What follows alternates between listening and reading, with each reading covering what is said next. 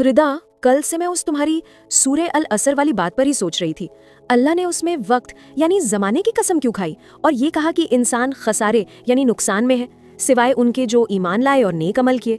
रिदा, हम भी तो ईमान लाए हैं ना, नमाज भी पढ़ते हैं, पर जब हमसे कोई गुनाह हो जाता है तो क्या हम उस खसारे यानी नुकसान में चले गए?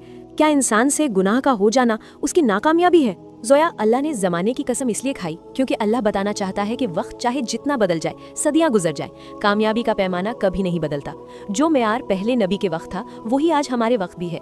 और रही बात गुनाह की, हम इंसान हैं, फरिश्ते नहीं। इंसान से गुनाह हो जाना नाकामी नहीं है। अगर तुम्हें सूरे अल असर का नुकसान और असल कामयाबी समझनी है तो चलो हम उस वक्त में चलते हैं जब इस दुनिया की इब्तिदा शुरुआत हुई थी और जब पहली बार इंसान से गुनाह हुआ था। सोचो उस वक्त को जब हजरत आदम अलैहिस्सलाम को अल्लाह ने खुद अपने हाथों से बनाया।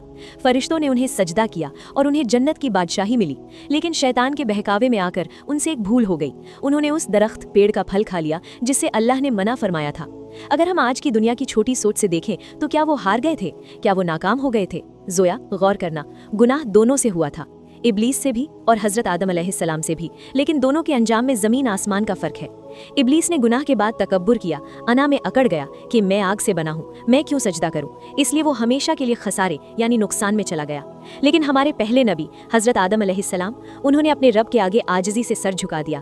उन्होंने शैतान की तरह बहाने नहीं बनाए, बल्कि रोते हुए कहा, रब्बना ज़लमना अनफुसना व इल्लम तगफिर लना व तरहमना लनकूनन्ना मिनल खासिरीन।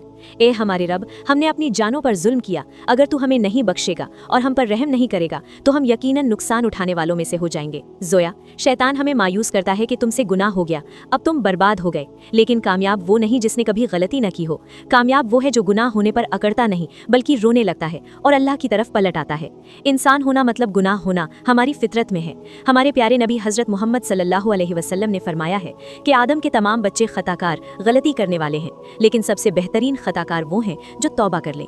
गलती मानकर रोना और तौबा करना हमारे वालिद हजरत आदम अलैहिस्सलाम की सुन्नत है और गलती पर अकड़ जाना ये शैतान की सुन्नत है। आज हमें खुद से पूछना होगा, हम किसकी सुन्नत अपना रहे हैं, अपने बाप की या शैतान की?